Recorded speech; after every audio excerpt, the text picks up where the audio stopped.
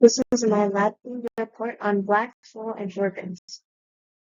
The purpose of this lab was to use computational modeling in VPython to explore orbital motion under gravity. In part 1, I analyzed the motion of a star orbiting a black hole to estimate the black hole's mass using Newton's second law and gravitational force. In part 2, I simulated a planet motion spaceship system and determined an initial velocity that allows my spaceship to orbit both the planet and the moon without crashing, ideally forming a figure-8 orbit. Overall, this lab demonstrates how gravitational forces govern orbital dynamics and how we can use numerical methods to model complex multi-body motion. Newton's law of gravitation says that the gravitational force between two masses is gm1 m2 over r squared and acts along the line connecting them. Newton's second law states that the net force is equal to the derivative of momentum, where P equals mv is momentum. In the simulation, the rate of change of momentum gives the net force acting on the star. In part 1, I used a pre-generated elliptical trajectory for the star based on my email seed dramaki3@gatech.edu. Using the velocity and position data, I calculated the change in momentum between each frame to get the derivative of momentum, which represents the net force on the star. From there, I used the rearranged gravitational equation.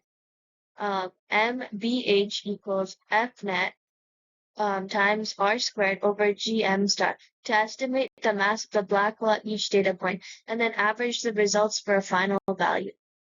Visually, the simulation displayed a yellow star orbiting a black hole at the origin, with arrows representing net force orange, parallel component in magenta, and perpendicular component in cyan. These components help visualize how the direction of force changes throughout the orbit. Part 1, my system consisted of a black hole at the origin and the star orbiting it. The star's mass was 2 times 10 to the 30 kg, and each data point represented 1 Earth day or 86400 seconds. I calculated the star's velocity, change in momentum, and then the net force to determine the black hole's mass. Here's a short code excerpt where that happens. After running the loop, I obtained multiple estimates of MVH and then averaged them to reduce random error.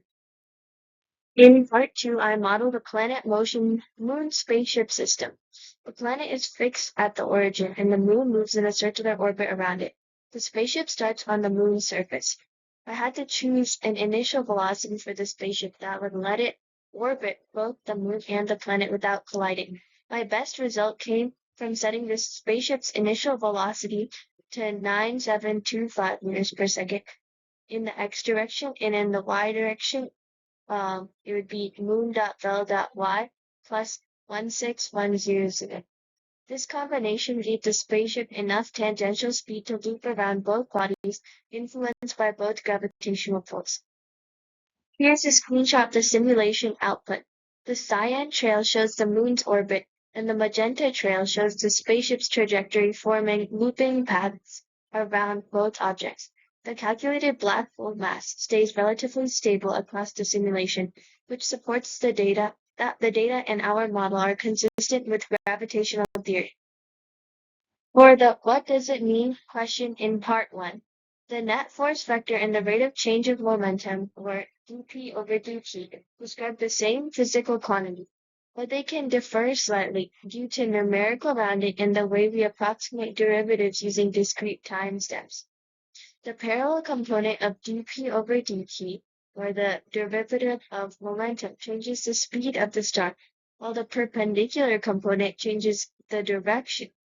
This is what keeps the star in orbit rather than flying away.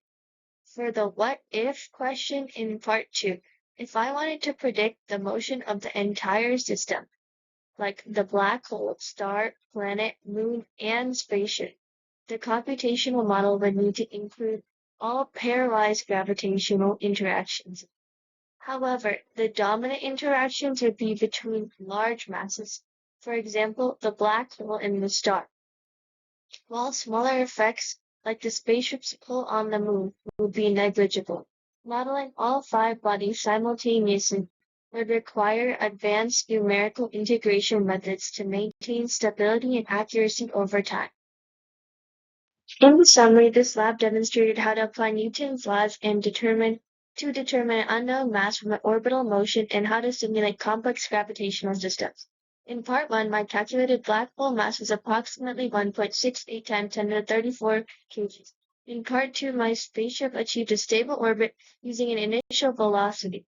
This project helped me understand of how small differences in velocity or position can lead to dramatically different orbital paths.